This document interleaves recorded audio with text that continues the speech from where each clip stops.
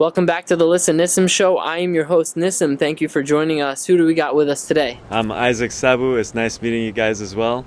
Let's start off with your grandparents, as we do with all our guests. Where did they come from, so we can know how you got to where you are? I got the DNA test, and it seems like all my grandparents are from the Middle East, from Iran. So I have a really deep root in Iran and the Middle East. 98% from Iran. And your parents? Yes, from Iran. And you?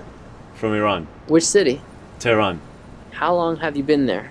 I grew up there, and I was there until 11, 12 years old, and then I came here. What do you remember about those times? Craziness, war. Really? A mindset of being brainwashed and conditioned, and it's to this day it disgusts me when I see people not being conscious. Everywhere you go. Everywhere I go. Can you give a little bit detail, your friends, social life? What was this brainwash like back then?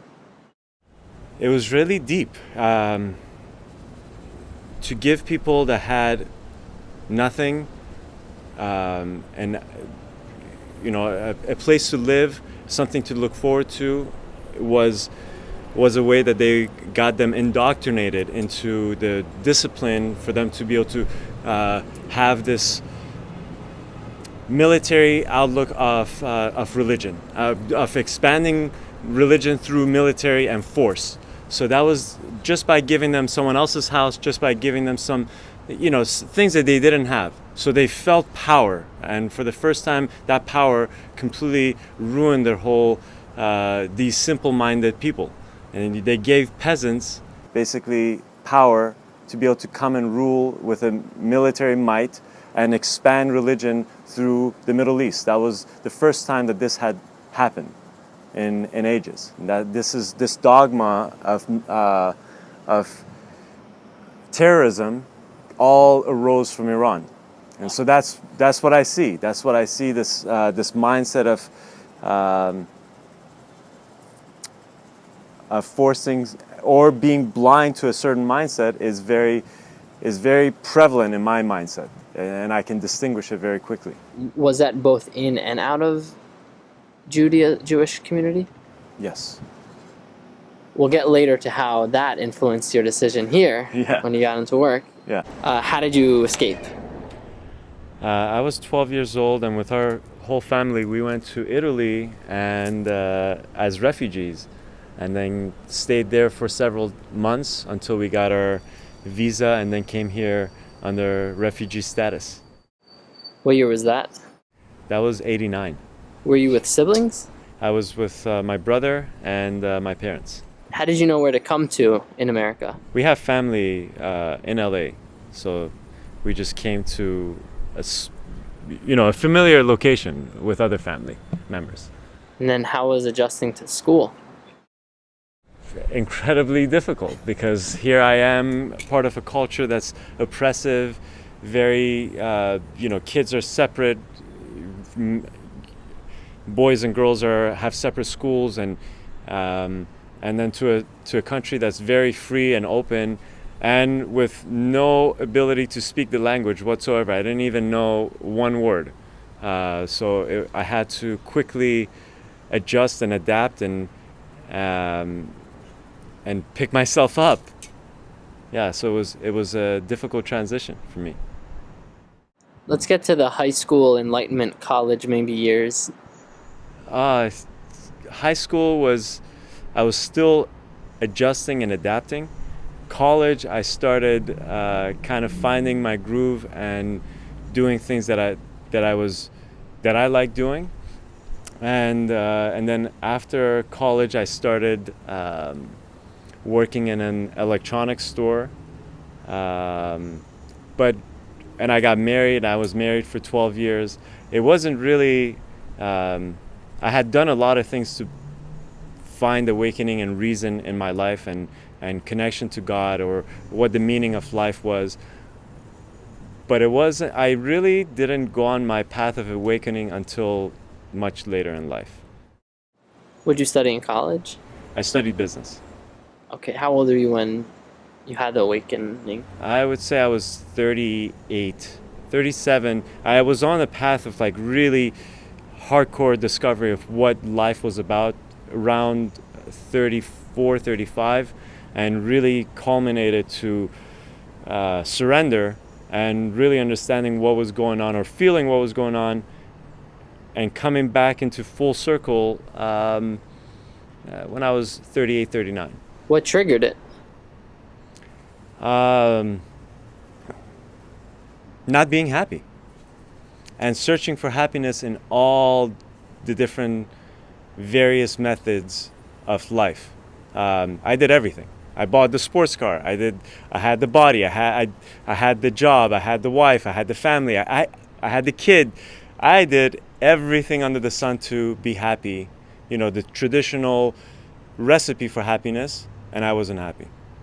And I'm like, what is going on? I'm not happy. So at a certain point, I remember I was at Burning Man, and I went to a workshop of chakra balancing and clearing, and she told me, "You're very confused. Go find yourself." And that broke me because I had done so much work. I had done landmark and all, Kabbalah, all this work, all this personal work that I thought I knew myself, but that all shattered in an instant. And then I went on a journey of really figuring out who I was. And I realized that who I was had been shut off for 30 some years of my life. And then there was a whole, like in a moment's instant, I got to reunite with who I really was and what my heart was about and what I was about and what really resonated with me that was shut off all these years. And that's what started the awakening process for me. What led you into that chakra session, though? Someone outside told me, go to a workshop which was called Emotathon, and then that same person also told me to go to this workshop. And life has a way of manifesting and opening things up for you if you're open, and that's what I needed at that time. Before Burning Man, you were doing Kabbalah? I did Kabbalah. I did a bunch of different spiritual endeavors to find definition of who I was. I was Orthodox religious. I was religious and I was practicing Orthodox, and I was conservative. I was observing all the different rituals to be able to find definition and connection to enhance my connection with God. And I did all of that stuff. And it wasn't until I became happy with myself that it all made sense for me. After Burning Man, what was the clicking point? There was no real clicking point. The clicking point was getting in touch with who I was. What does that mean? That means that sometimes we don't see our own selves. We project this image of who we're supposed to be because people want us to be a certain way, or we want to be a certain way, to be accepted, to be adopted, to be loved. And so we create this image, and that image is a fragmentation, it's bullshit.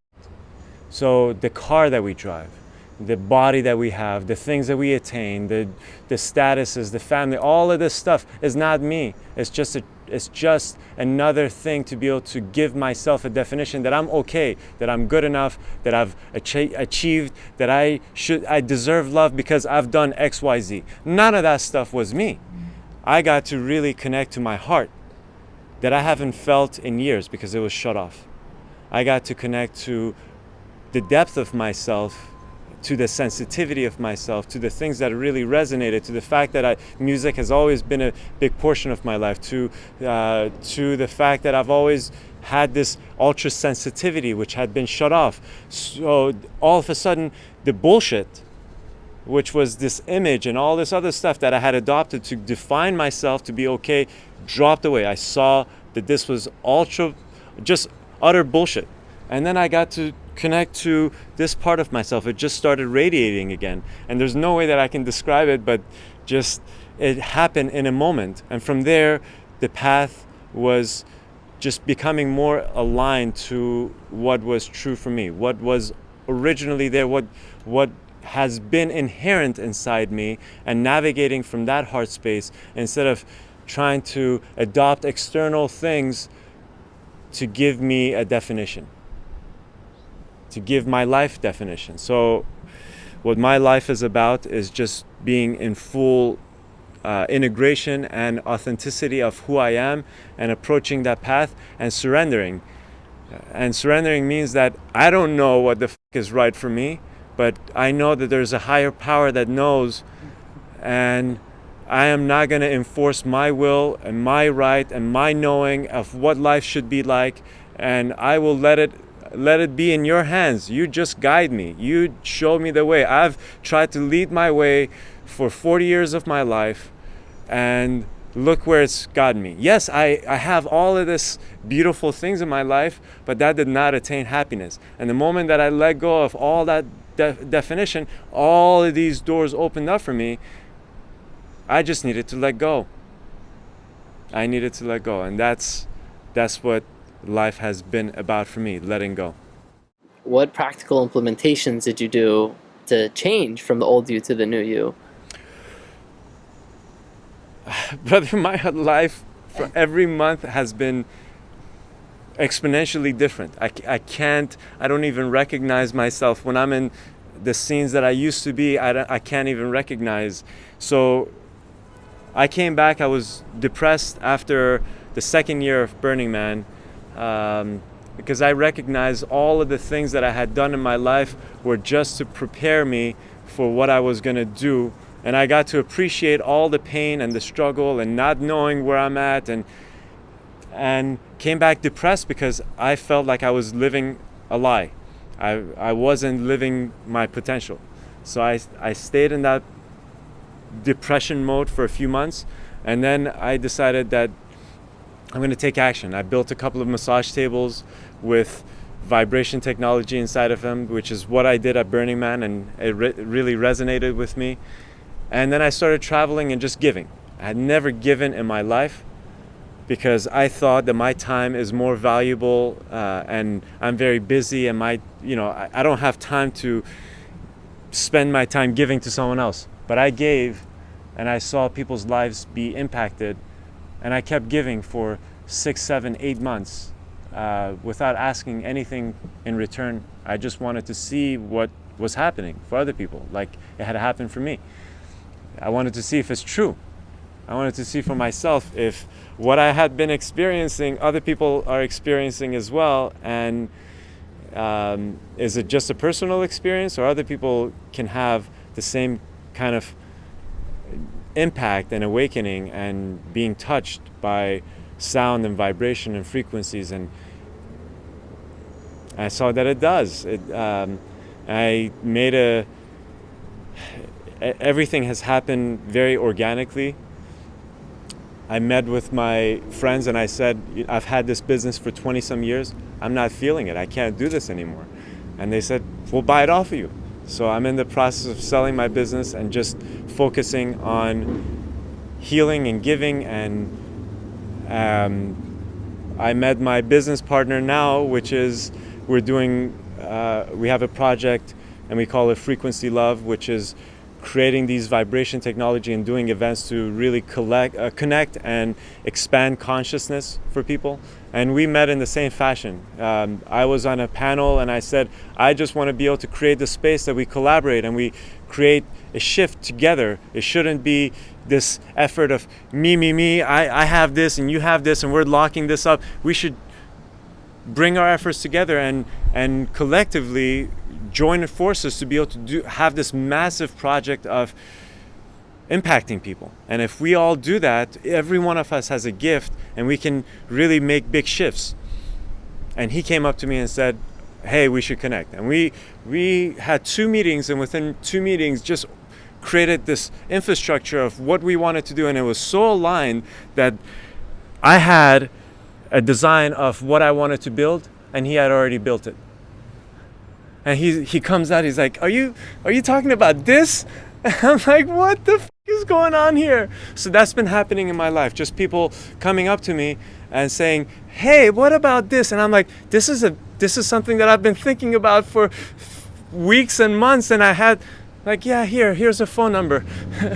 And so that's what life is about. It's just, I ask myself every day, why am I doing what I'm doing? Is it ego driven? Is it to feed me, or am I doing this for the greater good? And I have to check myself, because I'm a human being, and I want the things that I do to be really in alignment with what I came into this space to do originally. I don't want to be veered by money, power, ego, any of that stuff. So I tune in every day, and every time something happens, to make sure I'm on the right path and I'm aligned with people that are authentic and full of integrity and are of the same mission, that they're full of love and just want to impact humanity. And with that, all of this beauty happens. I mentioned to you the Jewish EDM festival that one day, maybe next year, we'll have together. And you open-handedly imagine if it would be incredible to implement your technology into the festival, especially because we have such similar missions and visions and values. Describe the technology to our listeners and how it can impact their experience in life. I think it's very easy to recognize that we go to concerts because of the impact that music has on us, because it hits us in the chest, because everyone around us is experiencing the same thing, and as a collective, we're going through on this mission of just having a universal language, that we don't necessarily have to speak the same language, but we're connected. And when the music has a conscious tone behind it and a mission, and there's people that are full of love and giving, it has this unification and beautification that's really immense. And there's a whole science to music that we're understanding nowadays, that if incorporated into EDM or whatever types of music, can really open us up and take us to deep states of consciousness. But also, we know now that we are beings that we're information beings. That means that our bodies are constantly in communication with the earth. And what our devices do is be able to mimic and implement these body vibrations, body feelings that are too low for any other system, any other PA system to be able to replicate. So we induce these frequencies through bone conductance. And we have implemented them in a dance floor. So when you're dancing, people that are standing in front of subwoofers and having hearing damage, we can replicate the same kind of feeling without any of that hearing damage, that depth of vibration connectedness and feeling it throughout your whole body. That's one element of it. And we also have these pads that induce the vibrations just like a yoga mat. They're a little bit thicker, and we either have them separate so you can go on a sound journey or breath work or any kind of a meditative practice, or we combine them together to create this Moroccan lounge space that people are chilling, and these vibrations bring people, unify people, and ground people. And that's what the beauty is. So in whatever setting, it's powerful, but I've found that the most powerful application is when you're held in a space and you can really be able to get into your body and into your being and really drop in, and you feel safe in being able to let go of whatever comes up. That's when the magic happens. So we offer a variety of different settings to be able to achieve that level of expansion and connection. Does your family think you're crazy? Absolutely. Do you care? No. I know my whole family thinks I'm crazy. Like, this guy's gone off the deep end. Yeah. Where can our listeners find you online? I'm on Instagram as High Vibes, HIVIBEZZ, And on Facebook, I'm under Isaac Sabu, Isaac Sabu. And our project is called Project Frequency Love on Instagram and Facebook. And I would love to connect with any one of you guys and explain what we're doing, the events that we have, and how we can collaborate. What's the future of your life holding and looking like? I have no idea. That's the best answer.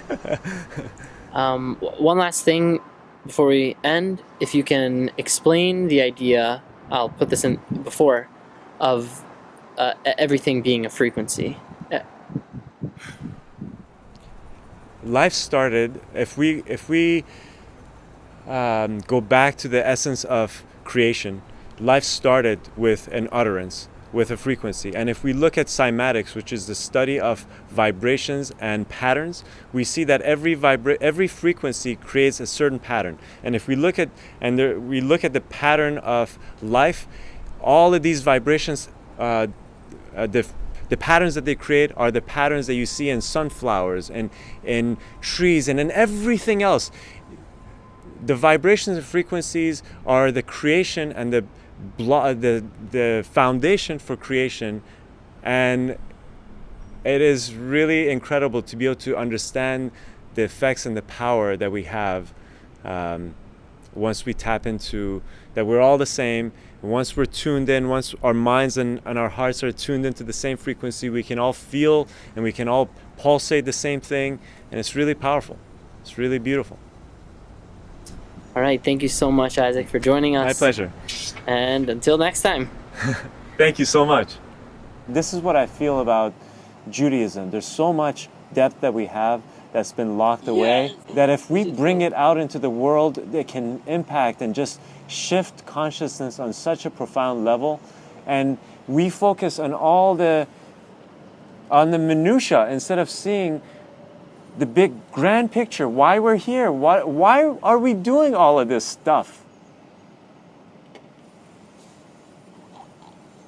The songs and the prayers and the eating, and like praying for me. I just feel it's not Praying for, saying a blessing on food before for me was like such a pain, such a chore to do, because I felt like I had to say something that wasn't connected really with my heart. But now when I'm thinking of energy and the fact that God gave this energy and it comes down into the universe and it flows into the grass and it flows into this life form and it flows into the water, and water is an energy system, and I speak into it and it goes into my system, and it's a way that water gives the information to my being. And same thing with wine, same thing with food. I am blessing and recognizing where it all comes from, and it's all from me, that I give that intention. And when I set that intention, and this is scientific, now we know when we set an intention on water and we pour that water on two different plants, water that we've said negative things to, water that we've said positive things to, and we see how that water reacts on life form. We see the power that it has. That's the energy of intention and prayer and conviction. And, saying some brrr, just because you have to say it doesn't have that power. But when you're conscious and you put that power into what you're doing, that's what is consciousness. It's consciousness. All we did, forget all the prayers, just be of the same mindset and heart, and not judge everyone else, and not just be loving for 2 minutes in a synagogue of 300, 100 people for 1 minute at a time. That in itself will create such a huge shift. We have such a powerful platform, but it's not used for the right purpose. People are dancing and happy and joyous, and they don't care, and that's what it's all about. Those places are pure magic.